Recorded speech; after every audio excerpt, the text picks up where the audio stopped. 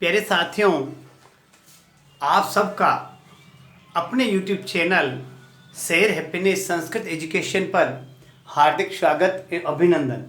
साथियों, मैं आपको बताना चाहता हूँ कि हम सब पूरे विश्व के समुदाय के जो मानव है, जीव जंतु है, पशु पक्षी है, सभी यहाँ तक कि वनस्पति है, सभी इस वैश्विक महामारी कोरोना से त्रस्त हैं। तो इसी कालखंड में हमारे जो मासूम बच्चे हैं, विद्यार्थी, वो विद्यालय शिक्षा से दूर होते जा रहे हैं। तो मैंने एक मिशन बनाया है कि क्यों न मैं अपने YouTube channel share happiness Sanskrit education के माध्यम से विद्यार्थियों को ऑनलाइन क्लास लेकर के कक्षा में वातावरण बनाना चाहता हूं और वे बच्चे घर पर आराम से वीडियो में देख करके और कक्षागत अनुभव प्राप्त कर सके। इसके लिए साथियों मुझे आपकी ज़रूरत है। जब आप सब साथ मिलकर मेरा साथ देंगे तो हम इस मिशन में सक्सेस होंगे और हर बच्चे के पास में ऑनलाइन क्लास का अनुभव यानी कक्षागत वातावरण सीधा मिल जाएगा। तो आप इस वीडियो को पूरा देखिए और देखने के बाद में एक वादा दीजिए मुझे मेरे से कि हम सब अपने अपने जो मिलने वाले हैं, जितने भी हमारे ग्रुप्स हैं, जितने भी हमारे सोशल मीडियाज़ हैं, वहाँ पर share happiness Sanskrit education YouTube channel को ज़्यादा से ज़्यादा फैलाएंगे। साथियों, इसकी महत्वपूर्ण विशेषता ये बताना चाहता हूँ कि हम कुछ बनावटी नहीं करते हैं। मैं जो हकीकत वास्तविक आपकी कक्षा के माहौल को तैयार करके ऑनलाइन वीडियो बना रहा हूँ और पहले रटा रटाया नहीं है, आपको समझाते हुए किस प्रकार कक्षा में बच्चे को समझाया जाता है, ठीक उसी तरह से मैं वीडियोस आपके लिए इस YouTube channel share happiness Sanskrit education के माध्यम से अपलोड कर रहा हूँ। और एक ऐसा प्लेटफॉर्म है जहाँ आपको सभी विषय हिंदी, गणित, अंग्रेजी, विज्ञान, संस्कृत, सामाजिक ज्ञान और हिंदी, संस्कृत, अंग्रेजी तीनों विषयों के महत्वपूर्ण ग्रामेटिकल जो व्याकरण के टॉपिक हैं वो यहाँ हैं। तो यहाँ पर विद्यालय शिक्षा के साथ साथ आप प्रतियोगी परीक्षाओं की भी तैयारी करने के लिए इस यूट्यूब चैनल का निःशुल्क और फ्री ऑनलाइन एजुकेशन का फ़ायदा उठा सकते हैं। आपको एक काम करना है, इस वीडियोज़ को ज़्यादा से ज़्यादा बच्चों तक पहुँचाना है। तो आइए साथियों, आज हम पढ़ते हैं। हमारा टॉपिक है हिंदी व्याकरण का बहुत ही महत्वपूर्ण टॉपिक है उपसर्ग। उपसर्ग अर्थात वे शब्दांश जो किसी शब्द के पहले लगते हैं। उप यानी बैठना, सर्ग यानी पहले। अब जिसे मैं इसका अर्थ बताता हूँ, सबसे पहले आपको इसका अर्थ बताना चाहता हूँ। अर्थ है उपसर्ग यानी शब्द के पहले, शब्द के पहले यानी पूर्व कह सकते हो इसको, या फिर पहले, आपको अच्छी तरह समझ में आ जाएगा। यानी किसी शब्दांश को हम किसी मूल शब्द के पहले लगा देते हैं तो उसके अर्थ में क्या हो जाती है, भिन्नता आ जाती है, अर्थात अर्थ बदल जाता है। उसको हम क्या कहते हैं, उपसर्ग कहते हैं। तो साथियों, मैं आपको ये अर्थ बता दिया, अब परिभाषा बताना चाहता हूँ। परिभाषा क्यों बताना चाहता हूँ कि हमारे YouTube channel share happiness Sanskrit education का मुख्य उद्देश्य है कि हर कोई टॉपिक जब पढ़ाया जाए तो उसको आधारभूत से पढ़ाया जाए, यानी बेसिक से उसको तैयार किया जाए। डायरेक्ट सीधा हाई लेवल पे नहीं पहुंचने चाहिए, उसको रूट से शुरू करो ताकि कोई क्लास वाला बच्चा जब वो प्राथमिक स्तर का हो, चाहे उच्च प्राथमिक का हो, माध्यमिक का हो, उच्च माध्यमिक का हो, या कॉलेज स्तर का हो, या कोई कॉम्पिटिटिव एग्जाम यानी प्रतियोगी परीक्षा का विद्यार्थी हो, वो भी उसको पढ़े तो उसको शुरू से समझ में आ जाए कि वास्तव में क्या पढ़ना चाहिए हमको और कैसा पढ़ना चाहिए। ये बात भी आपको महत्वपूर्ण है रखनी है, क्या पढ़ें, कितना पढ़ें, कैसे पढ़ें। तो आप देखिए हमारे YouTube channel share happiness Sanskrit education और हर परीक्षाओं में सफल होइए। तो उपसर्ग शब्द के पूर्व लगने वाला शब्दांश आपको अच्छी तरह समझ आ गया। अब मैं इसकी बताना चाहता हूँ परिभाषा। परिभाषा मतलब होता है, उसको हम परीक्षा के अंदर आ सकता है साथियों, उपसर्ग किससे कहते हैं, कोई कक्षाओं के अंदर पूछा जा सकता है। तो अब उसकी मैं परिभाषा बताता हूँ। वे शब्दांश जो किसी शब्द के पूर्व में लग करके उसके अर्थ में परिवर्तन कर देते हैं, यानी भिन्नता प्रकट कर देते हैं, यानी अर्थ का बदलाव कर देते हैं, वो उपसर्ग कहलाते हैं। अब मैं आपको लिखना चाहता हूँ, जो शब्दांश किसी मूल शब्द के पहले, पहले में यानी शब्द लगता है उसके पहले लगाना, पीछे नहीं, पहले यानी पूर्व में, ठीक है, पहले यानी आरंभ में, या फिर आरंभ लिख दो आप, देखो आरंभ में जुड़कर, क्या लिखा, जो शब्दांश किसी मूल शब्द के पहले यानी आरंभ में जुड़ करके उसके अर्थ में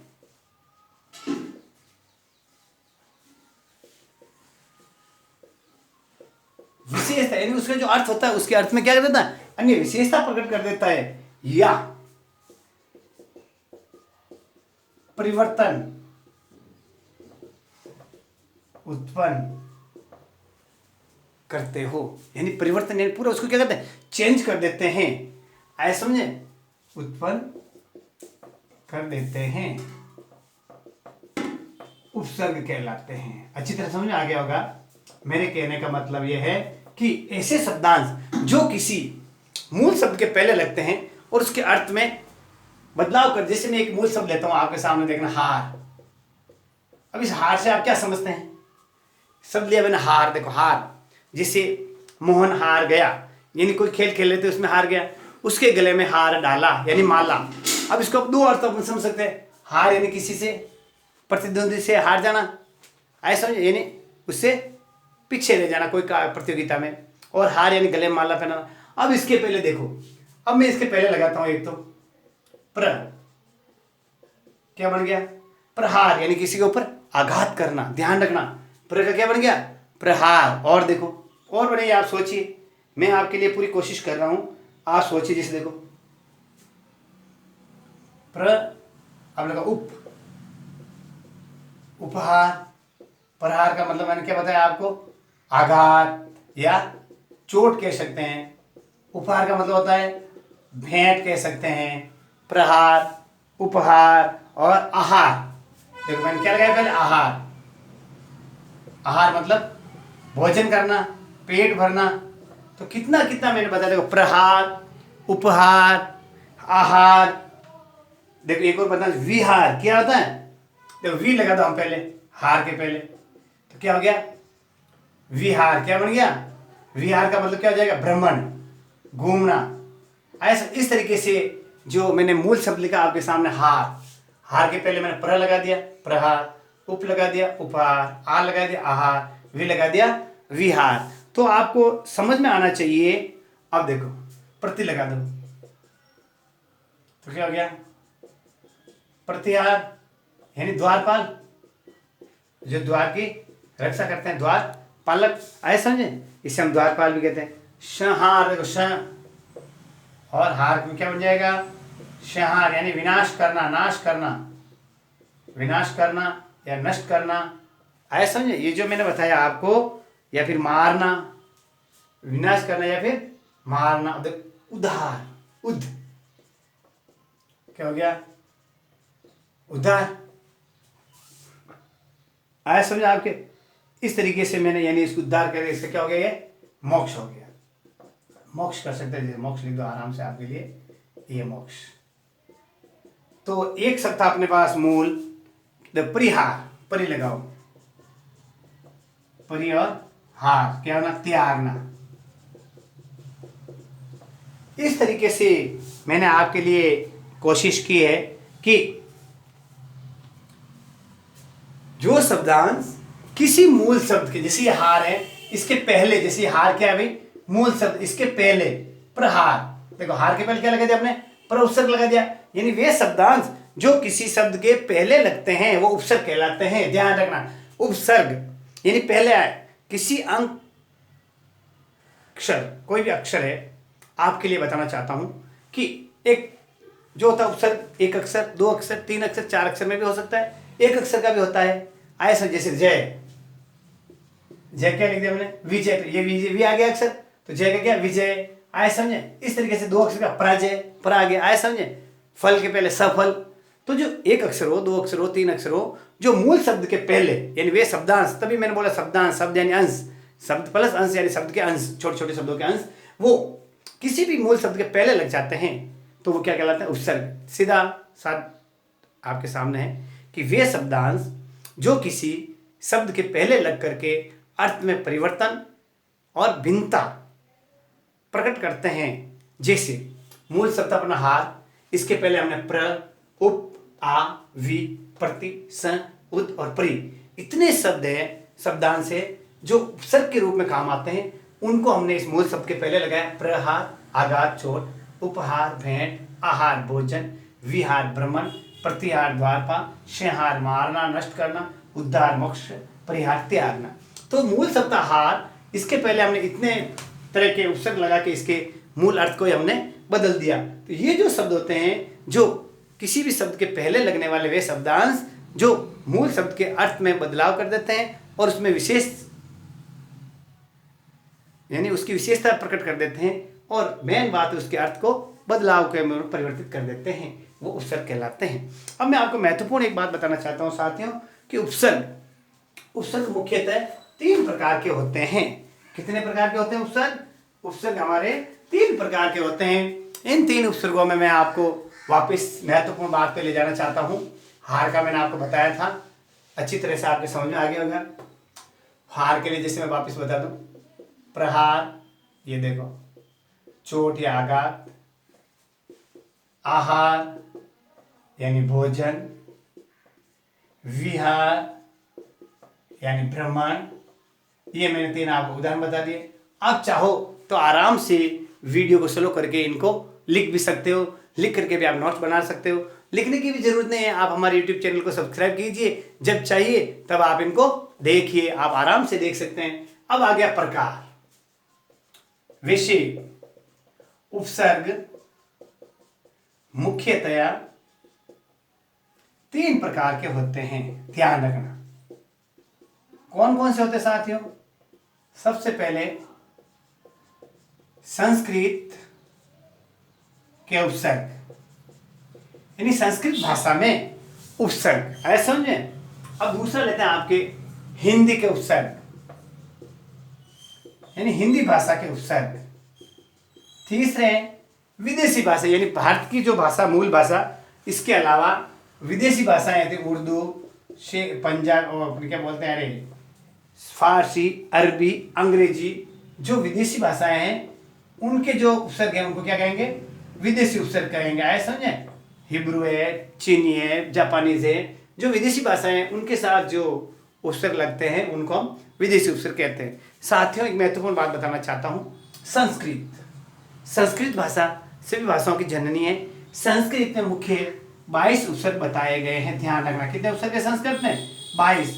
एक महत्वपूर्ण विशेषता, संस्कृत सभी भाषाओं की जननी है, तो जो संस्कृत के 22 उपसर्ग हैं वो हिंदी में भी उपयुक्त हैं। यानी इन 22 उपसर्गों का जो संस्कृत भाषा में प्रचलित है, हिंदी भाषा में भी हम इनका उपयोग करते हैं। तो आज मैं आपको संस्कृत भाषा के जो 22 उपसर्ग हैं उनके बारे में मैं जानकारी देना चाहता हूं। तो आप साथियों इन 22 उपसर्गों को देखिए और इनके अर्थ के साथ हम आगे आगे चलते रहेंगे। सबसे पहले मैं आपके लिए लेता हूं, देखो एक आपको कहानी के माध्यम से बताना चाहता हूं कि उसको आप किस तरीके से हम याद कर सकते हैं। सबसे पहले देखो हम ले रहे हैं संस्कृत के उपसर्ग, यहाँ आप लिख लिया होगा, नहीं लिखा हो तो आप आराम से लिख दीजिए। आज अब हम ले रहे हैं अपने टॉपिक में, किसका ले रहे हैं? संस्कृत के उपसर्ग, ठीक है। हिंदी, संस्कृत और विदेशी, ये तीनों का हम ले लिया। अब यहां ले रहे हैं अपन संस्कृत के उपसर्ग। इन जो संस्कृत भाषा के मूल उपसर्ग हैं वो कितने हैं साथियों? 22। एग्जाम में भी आ सकता है, संस्कृत में मूल कितने उपसर्ग हैं? 22। अब मैं सबसे पहले आपको लेना चाहता हूं, देखो उपसर्ग का नाम। क्यों कि परीक्षा में प्रश्न पूछा जाता है कि ये कौन सा उपसर्ग है, किस प्रकार का उपसर्ग है, इसका अर्थ और इसके साथ में इसके उदाहरण भी मैं आपको 1-2 समझाता हुआ चलूंगा। इस सारणी के मार्फत से आपको जो पूरे 22 है, कितने हैं आपके? 22 है। जिससे पहले ले अति, यानी ये 2 अति यानी अधिक। अति का मतलब होता है अधिक या किसी बात से परे। अब अति लगाओ, देखो अति उपसर्ग लगा के, जैसे अतिशय, मूल शब्द है शय, इसके पहले हमने लगा दिया अतिशय। आया आपके समझ कुछ? क्या लगाया मैंने? अतिशय, अतिक्रमण। देखो ये सब किसके चल रहे हैं उदाहरण? अति के। अतिशय, अतिक्रमण, अतिवृष्टि, अतिशीघ्र। देखो एक वृष्टि शब्द है, आएगा इसे अतिवृष्टि। अब आएगा इसमें अतिवृष्टि शब्द में कौन सा उपसर्ग है, तो आपको परीक्षा में अति शब्द बताना है, ऐसे समझे। अब आता है शीघ्र। शीघ्र शब्द के साथ में अति उपसर्ग जोड़ के शब्द बढ़ाइए तो आपका क्या बनेगा? अतिशीघ्र। क्या बनेगा? अतिशीघ्र। आपके जो 22 है पूरे, वो नंबर वाइज हम चल रहे हैं।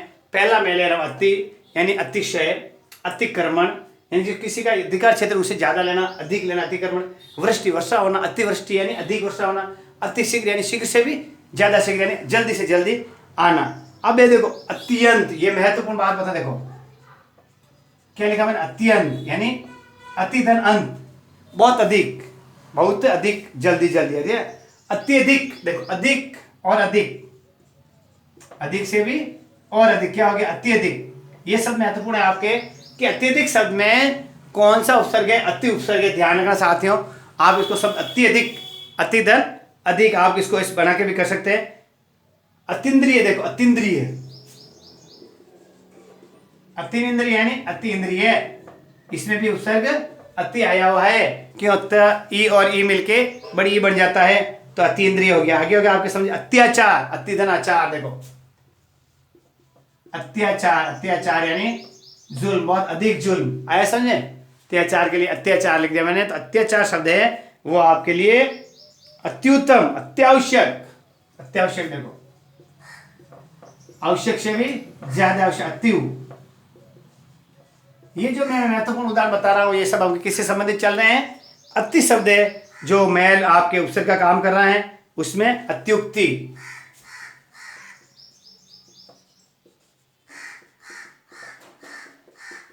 अत्युत्तम, ऐसे जो जो शब्द मैं ले रहा हूं आपके लिए, ये आपके बहुत ही महत्वपूर्ण है। अत्युक्ति जिसमें अति है, अत्युत्तम इसमें अति उपसर्ग है। तो जो पहला मैंने लिया आपके लिए वो अति शब्द लिया है, अति जो उपसर्ग है, इसको हमने किसके लिए बताया है, अति शब्द के साथ में इतने शब्द बताए आपको, जैसे उदाहरण अतिशय, अतिक्रमण, अतिवृष्टि, अतिशीघ्र, अत्यावश्यक, अत्यंत, अत्यधिक, अतीन्द्रिय, अत्याचार, अत्युक्त और अत्युत्तम। ये मैंने आपको उपसर्ग के जो शब्दांश है उदाहरण बताए कैसे है, उपसर्ग युक्त, उपसर्ग युक्त शब्द, इन शब्दों के साथ में अति उपसर्ग लगा हुआ है। पहला मैंने आपके लिए अति लिया है, आप भी आराम से जो मैं बोल रहा हूँ उसी हिसाब से चाहो तो धीरे धीरे नोट भी कर सकते हो।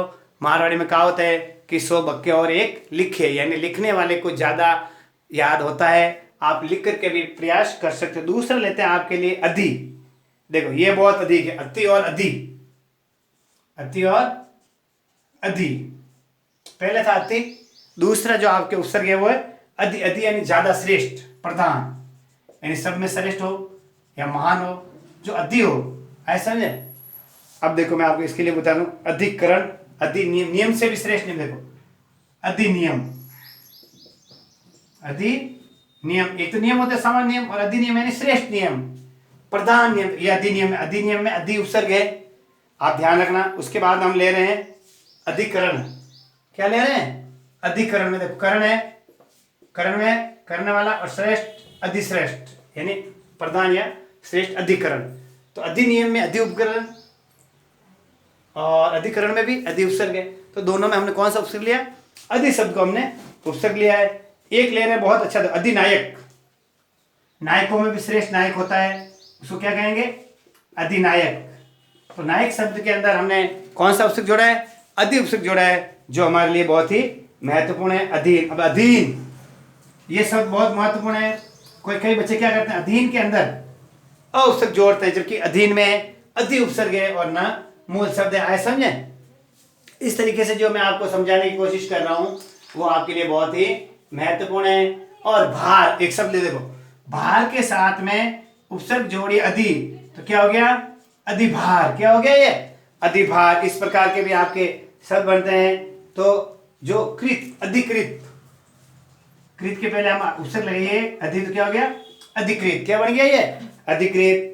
अब देखो अध्यक्ष, अक्ष और अध्यक्ष, अधिधन अक्ष, अध्यक्ष, ये इंपॉर्टेंट शब्द है आपके, जो हर एग्जाम में पूछा जा सकता है। अध्यक्ष शब्द में कौन सा उपसर्ग है, तो आपको अध्यक्ष में बनाना है अधिधन अक्ष, अधि, अधि शब्द है जो उपसर्ग का कार्य करता है अध्यक्ष शब्द में, ठीक है। इसके बाद मैं लेना चाहता हूं अध्यादेश, देखो आदेश और अध्यादेश, अध्यक्ष, अध्यादेश। महत्वपूर्ण उदाहरण मैं आपको बताने की कोशिश कर रहा हूं जो पूर्व के एग्जाम में आ चुके हैं और आगे भविष्य में आने की भी पूरी पूरी संभावनाएं हैं। अधीक्षण, अधीक्षण देखो क्या लिखा, अधीक्षण, इक्षण अधि और इक्षण में अधिक्षण हो गया। जो जो शब्द मैं आपको समझाने की कोशिश कर रहा हूं आप भी उसको लिखने का अधिकार, अधि यानी कार, अधिकार, अधिकार शब्द में अधि उपसर्ग है। इसके साथ साथ आपको ले मास, अधिमास, अधिपति, अधिक मास है, श्रेष्ठ मास, अधिमास बोलते नहीं बोलते कि ये क्या है, इदिक माह मारवाड़ी में बोले और हिंदी में क्या अधिमास यानी श्रेष्ठ माह, अधिमास, अधिपति। जो ये उदाहरण बता रहा हूं साथियों आप भी लिखने की कोशिश कीजिए और इनको समझने की पूरी कोशिश करिए ताकि आपको भी अच्छी तरह से ये समझ में आ सके। आया समझ में? तो मैंने महत्वपूर्ण बता दिए, अधिकार बता दिया, अधिभार बता दिया, अधिकृत बता दिया, अध्यक्ष, अध्यादेश, अधिपति, अधिमास, जो अधि शब्द के उपसर्ग हैं। तो आज हम वीडियोज को हम ज़्यादा बड़ा नहीं रखते हैं, आपके लिए 20 या 18-20 मिनट का ही रखते हैं। तो आप हमारे साथ जुड़िए और हमारा जो मेन लक्ष्य है, मोटो है, हमारा ध्येय है, उद्देश्य है, हमारा कर्म है कि पूरे जगत में इस यूट्यूब चैनल को भेजना है। तो आप सब हमारे साथ जुड़िए और इस पूरे वीडियो को देख करके कमेंट बॉक्स में कमेंट दीजिए साथियों। तो आज हमने आपको उपसर्ग पढ़ाया, वे शब्दांश जो किसी शब्द के पूर्व में, प्रारंभ में या पहले लग करके, 3 शब्द बोला हूँ, पूर्व, प्रारंभ और पहले, आपको एक ही लिखना है। वे शब्द जो किसी मूल शब्द के पहले लग करके अर्थ में भिन्नता या विशेषता या परिवर्तन कर देते हैं वो उपसर्ग कहलाते हैं। उपसर्ग 3 प्रकार के होते हैं, संस्कृत भाषा के उपसर्ग, हिंदी भाषा के उपसर्ग और विदेशी उपसर्ग। तो संस्कृत भाषा के उपसर्ग 22 हैं, संस्कृत भाषाओं की जननी है। जो संस्कृत में 22 उपसर्ग है उनको हम हिंदी में भी उपयुक्त शब्दों के हिसाब से प्रयोग करते हैं। तो हम संस्कृत के 22 पढ़ रहे हैं, तो उसमें से आज मैंने तो अति और अधि 2 उपसर्ग बताए। अतिशय, अतिवृष्टि, अत्याचार, अत्याचार शब्द है, अतीन्द्रिय, अत्यंत है, इनमें अति शब्द का उपसर्ग के रूप में प्रयोग हुआ है। अधिनियम, अध्यक्ष, अध्यादेश, अधिक्षण, अधिकार, अधिमास, इनमें अधि शब्द का उपसर्ग के रूप में प्रयोग हुआ है। तो आगे वाले वीडियोज़ के अंदर जो शेष बचे हैं उन उपसर्गों को आपके सामने प्रस्तुत किया जाएगा। तो साथियों इस YouTube चैनल सैर हैप्पीनेस संस्कृत एजुकेशन ज़्यादा से ज़्यादा बच्चों तक फैलाइए और इस वैश्विक महामारी कोरोना से डट कर मुकाबला करें और घर में रहिए, सुरक्षित रहिए, 2 गज की दूरी, मास्क जरूरी, और इसी के साथ साथ इस YouTube चैनल सैर हैप्पीनेस को ज़्यादा से ज़्यादा फैलाइए साथियों। नमस्कार।